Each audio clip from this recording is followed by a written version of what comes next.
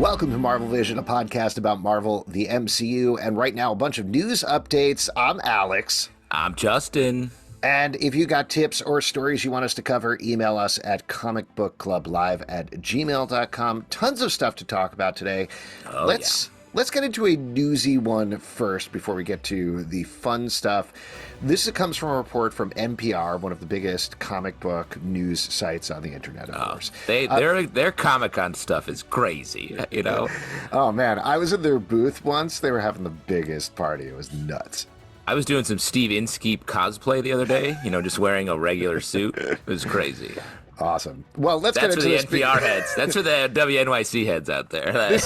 This is actually probably a pretty serious subject that ties into a lot of the stuff that's going on right now with the SAG strike and the WGA strike, which, to be clear, we support unequivocally. They're fighting for their rights. They're fighting for the compensation they deserve.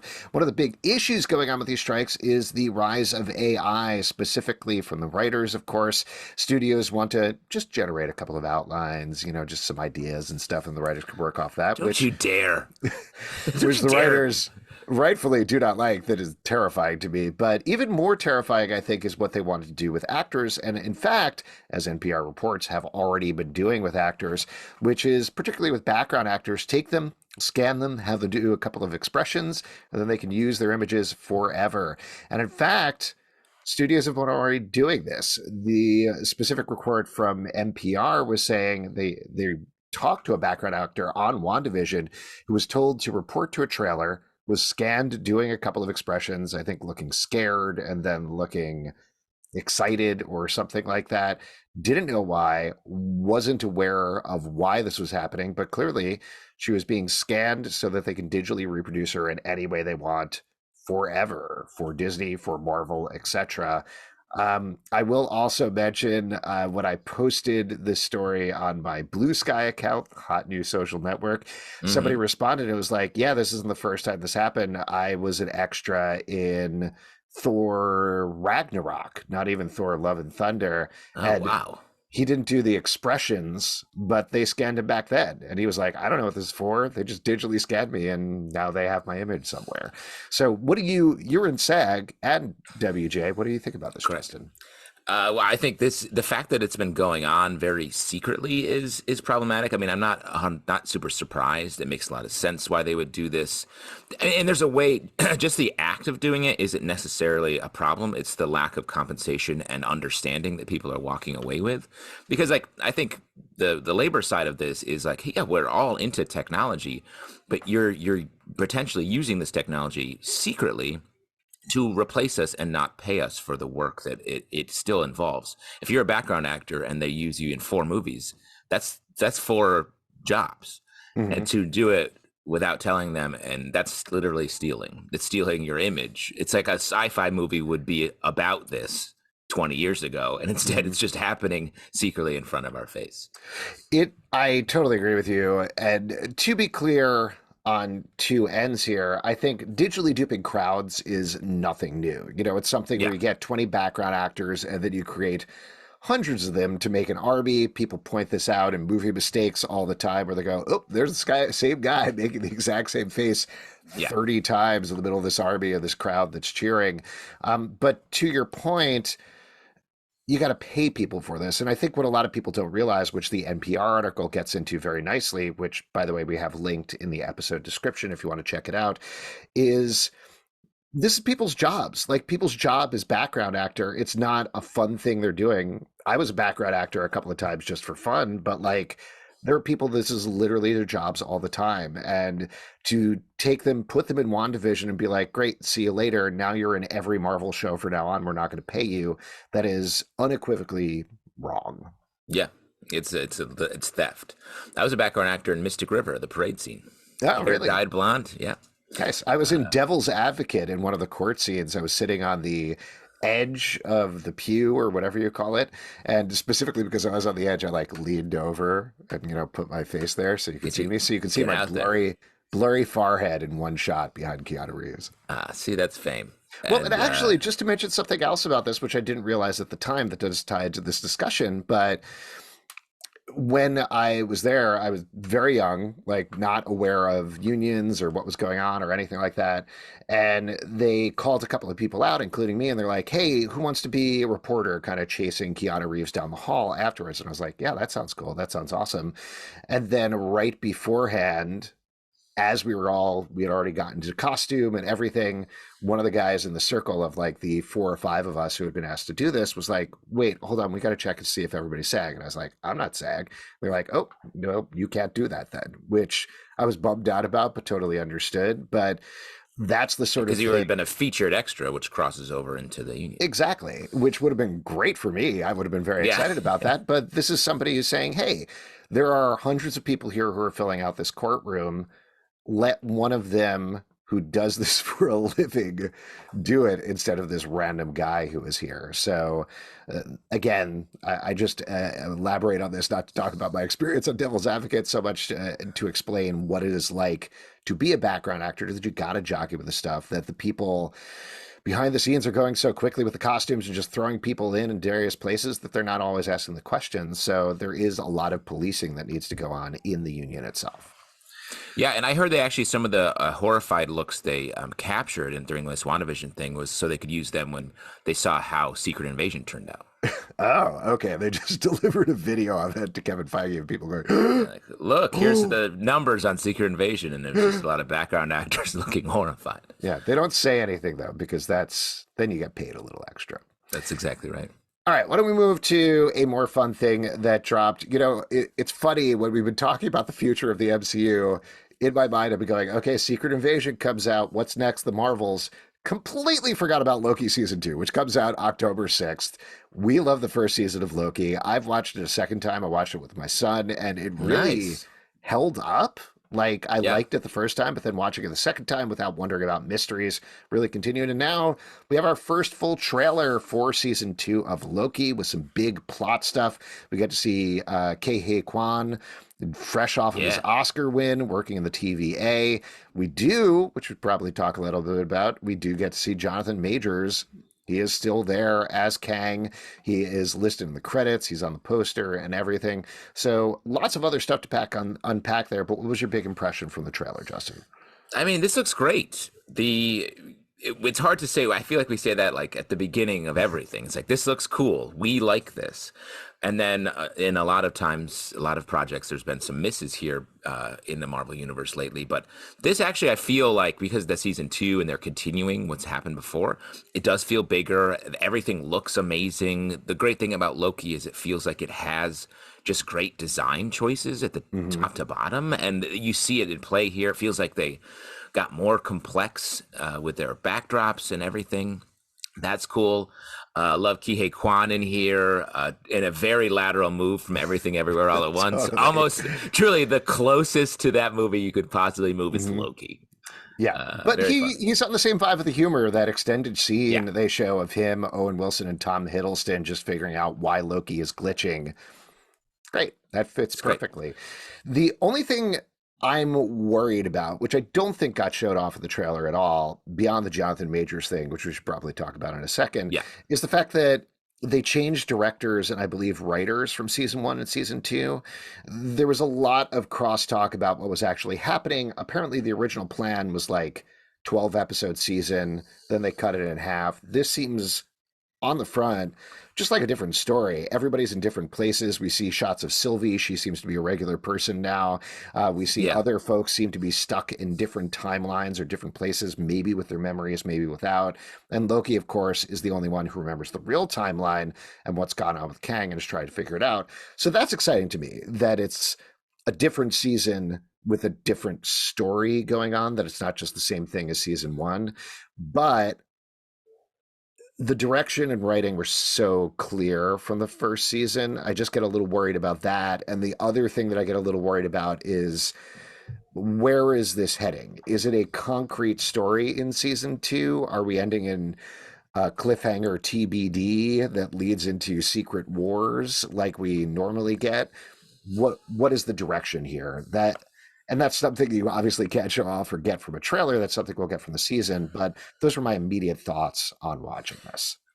I feel like this is going to the other comp outside of Loki season one is probably WandaVision, which Hmm. WandaVision concluded its story but left the main character in a huge open-ended situation, which fed directly into Doctor Strange. So I bet we're going to get that kind of ending where it's like a soft landing into the pivot to the next big thing, which is a little frustrating because I think what Marvel needs most right now from a win perspective is just a defined banger hit. Hmm. They need like a cultural moment where it's like, yes, this is so good. They need this to be like The Bear season 2, like the Barbie movie, like any of these things that like are definitive wins, just to sort of beat back all of the negative attention that Marvel's been getting. We're talking more business side here. And the fact that Secret Invasion not only was a bomb from viewership and all that, but it was actually just not good. So they need a win creatively and culturally to move forward, I think. Just speculating about the season, what do you think Loki's fishes would be, and what do you think Loki's forks would be? Great. I get this question a lot. I don't know. I guess it is a season 2. We get to Yes. continue some things. I'm joking about the bear if anybody doesn't get what I'm talking about here. I will say I was thrilled to see season 2 on the trailer, which is such a stupid thing, but the fact that Marvel has been treating these as like it's a 6-part movie, which is one of the most annoying things to hear as a TV fan and TV critic, to see an actual season 2 that we're getting something like WandaVision. Is there a WandaVision season 2? It's Agatha Covenant Chaos, I guess, but they're not aiming to Hmm. make TV shows. The fact that this feels like a TV show, that's great to me. The Let's talk about the Jonathan Majors of it all. Yeah. Not to get too into legal stuff, this obviously is not a legal podcast, but recently his trial date was kicked off because apparently the prosecution wasn't quite ready with their evidence. So his trial date has been moved to September. Just talking about the Marvel at all, not the anything else about what's gone on. That seems bad for Loki. It seems bad for Loki to have a Jonathan Majors trial happening in September when they're ostensibly ramping up towards the October 6th debut date of Loki that heavily features Jonathan Majors. What's your take on that?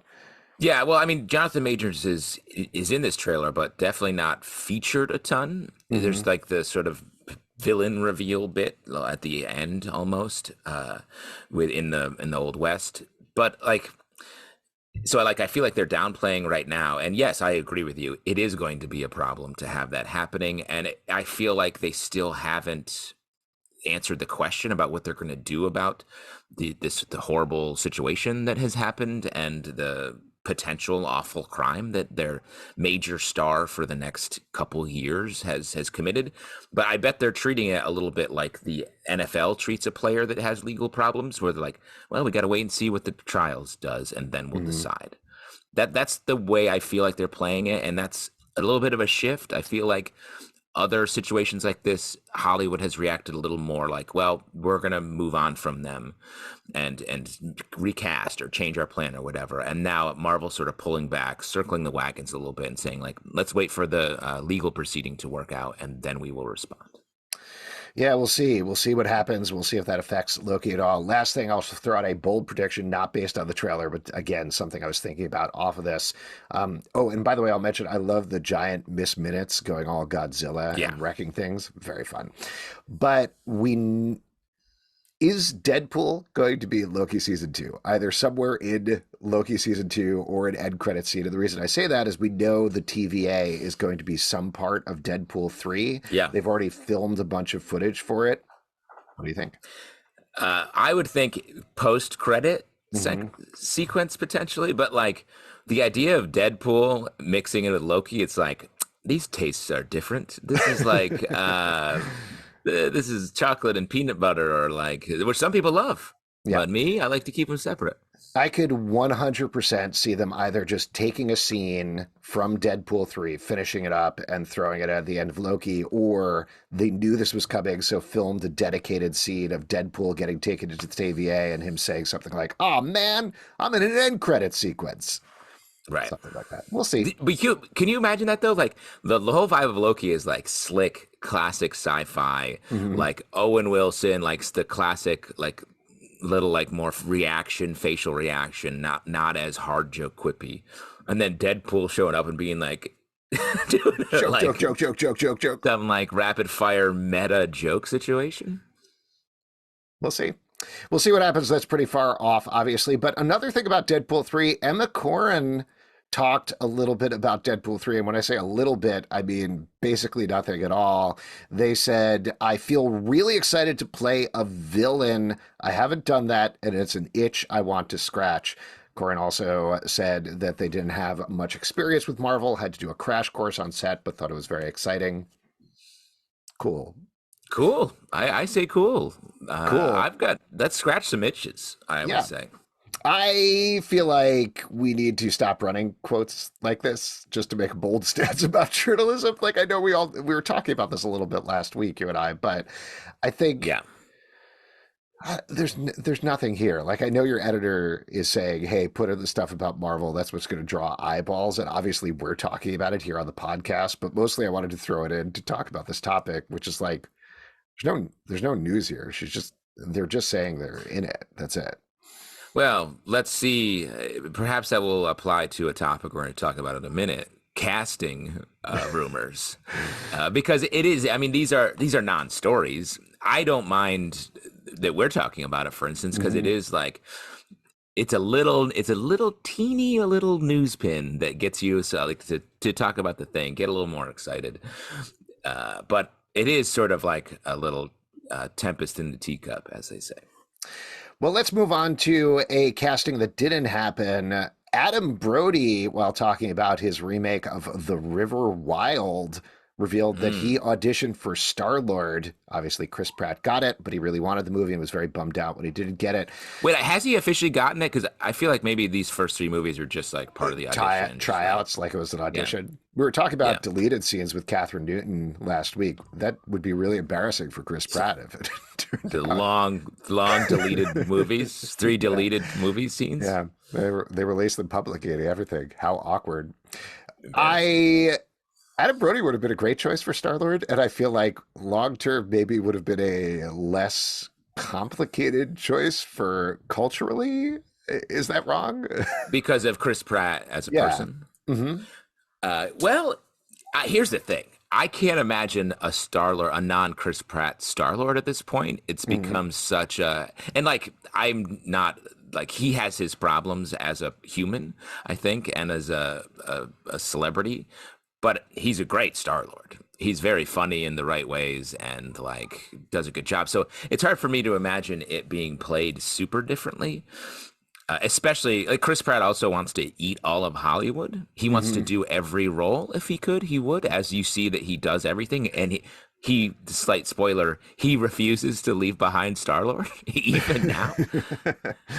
It's like, what if Chris Pratt has his foot in the door, he's getting into that role. Yeah, I conversely am kind of happy for Adam Brody that he didn't get it because this doesn't happen with everybody. But I feel like that Marvel workout breaks men's minds in a certain way, particularly people that are like, "Oh, you're a beloved comedian," and then they get so jacked up on Marvel that they're nothing but muscles and that's it.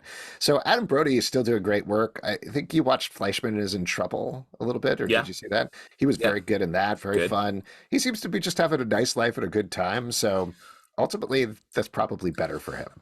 Well, exactly. I think Chris Pratt seems like he's infected by Hollywood and is obsessed with it. While Adam Brody sees like, I'm a human and this is my job and I like doing this. Bye. I'm going to go back to my life. Yeah. So there you go. What could have been? What they got to do a what if Adam Brody was Star-Lord episode. I would watch that. Next up. The director of Secret Invasion, Ali Salim, I believe is his name, has been doing the publicity tour because he's the only person who can actually legally right now with the strikes talk about the show. So a lot of stuff on him. There's a little part of me that feels kind of bad that he is the brunt force of everything that is wrong. But also, he's throwing a lot of stuff out there that doesn't make a lot of sense. He's been defending the show and throwing it on, the fans, their expectations are too high. But that's not what we want to talk about. The best move when you're getting criticism is to blame the fans. 100%. Because you know what? They just don't get me. The fans of this thing don't get me. Mm-hmm.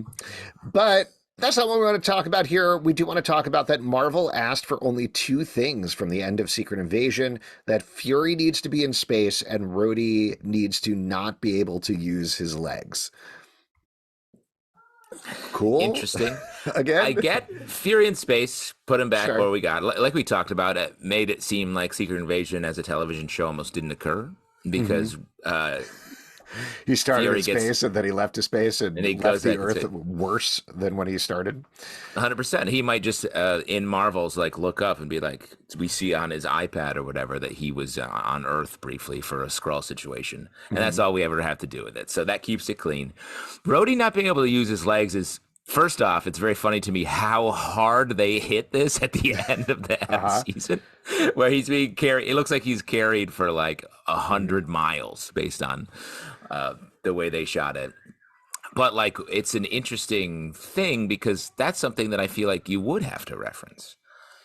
Well, I think the idea here, and this is pure speculation, but we talked a little bit about where Rhodey was taken, and the internet has been going crazy just piecing this apart, that it probably was towards the end of Civil War when he was first hurt. He was put through an MRI, and he's wearing the same outfit when they take him out of the Skrull machine.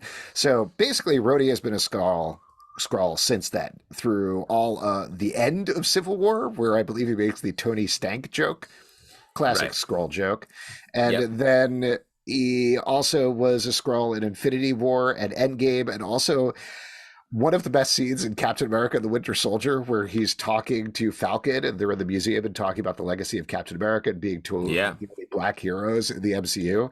So absolutely bizarre if it invalidates all of that stuff. But I assume the move here is when they get to Armor Wars, Rhodey is dealing with the fact that he can't use his legs. Tony Stark died. All of Tony's armor has been stolen and appropriated by a bunch of villains. So he's got literal crutches and figurative crutches, as well as all of these gaps in his history that he needs to deal with and all this loss in his life. So that gives him a lot of emotional resonance. So I get that.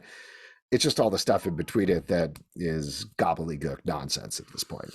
Well, and I also agree with all of that, but I also feel like, why don't you give us a little scene or something to show that at the end of Secret Invasion? Because I think it matches with the story and actually gives the TV series some stakes. If he's like, how long have I been gone? What's the last thing you remember? Like blank. Like, and he tells us that it pinpoints the moment where he was taken. Because if we get that, then we see, oh, wow, this is going to have larger implications than just him being carried out and not being able to walk for reasons we could speculate on. But I think when we talked about it, it's like, wow, he's been in there so long, his body's, we didn't make that connection to that point on our viewing, and that's a failure of the show to show us that information more directly, especially when they were making such a big deal out of the fact that he was being carried that whole way. Like we talked about, and this felt like this with a lot of episodes of Secret Invasion, but that last episode could have been the second episode, because to your point, taking Rhodey out of the machine, he realizes he has all of this missed time and joins Fury to take the fight back to the Skrulls that stole all this time of them.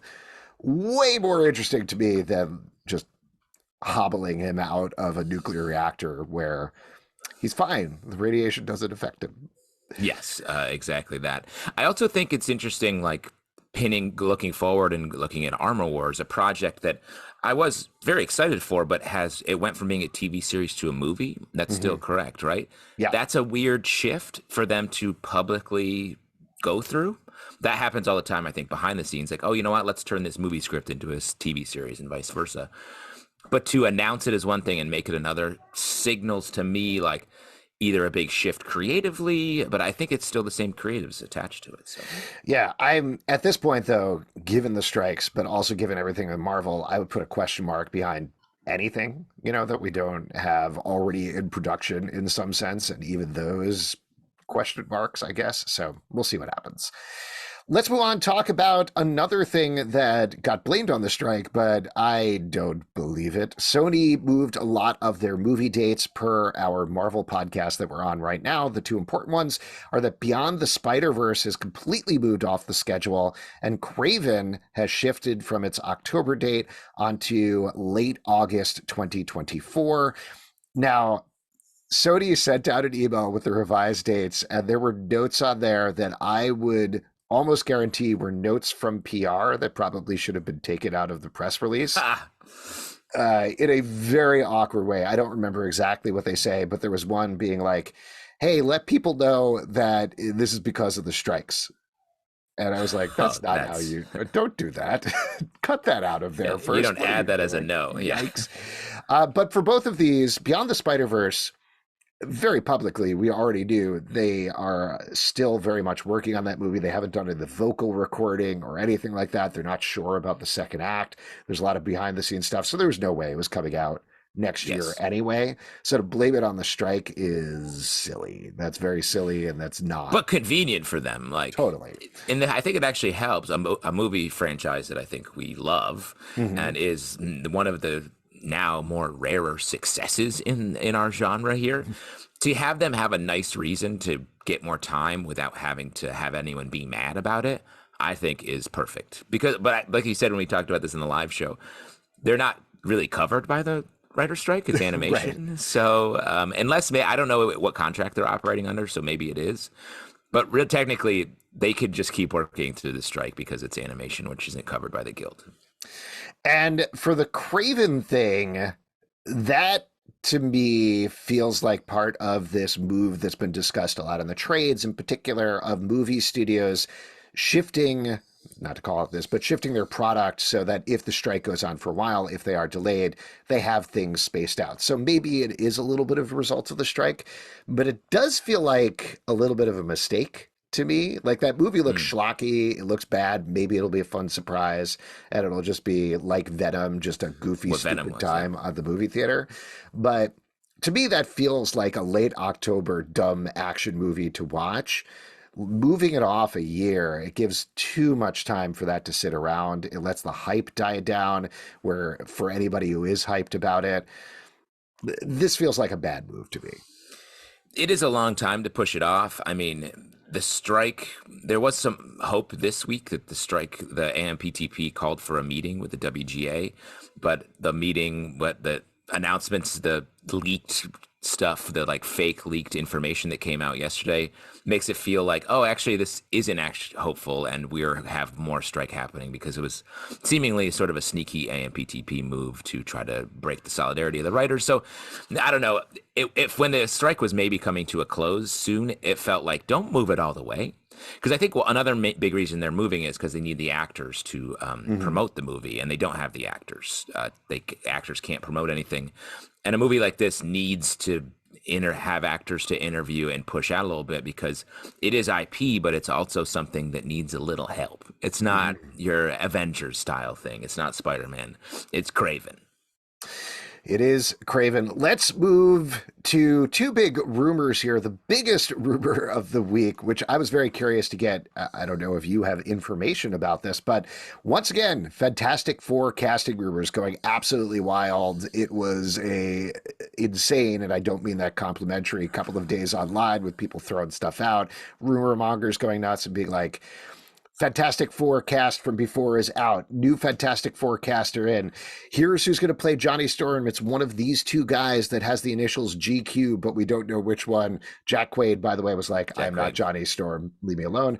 But the new one that the rumor mongers have settled on is Matt Smith for Reed Richards, Vanessa Kirby for Sue Storm, Joseph Quinn for Johnny Storm, and Ebon Moss-Bachrach, possibly for Ben Grimm, maybe for another role in the movie. They also said that it is a Sue Storm-focused movie, that she's kind of the lead of the movie. Great. But here's the question I have for you right off. They're not doing any casting right now because actors can't make deals, right? It is weird. Like, I don't know if these are who's leaking this and why. Like, it feels like the actors are not, because the actors are asked to respond, and all of them are like, what? No, I don't think this is nothing I've ever heard of. maybe it's just meant to just keep press. It's like a press play, but like it feels either it's old news where they had a list of people like with a couple names circled on it or something, and that's getting out now. But it just feels there's also like I saw some people pushing this idea that like we're looking for a fat guy to play Ben Grimm. This is I was like, yo, there is a guy. what? There's a guy. I'm not going to say his name, but there is a guy who is a rumor monger that pushes out a lot of this stuff. He is a gross guy. Like he is very gross. He's always been gross. He's been misogynist. Maybe somebody said that internally, but like to put it out there, we're looking for a fat white guy. No, No that is one would not. write that in an official Oh my document. God, absolutely not. Casting notice. Yeah, yeah. Never I mean, happened. there's a lot of bad casting notices out there, but no one would write that down in any sort of official thing. That's why I feel like this is some email thread that someone got a hold of where it's just like off the cuff. Oh, what about Vanessa Kirby? And it feels very, very casual. And the fact that it's happening, I think, is just, well, with all the strikes, there's not a lot to talk about. So let's sort of make some stuff up.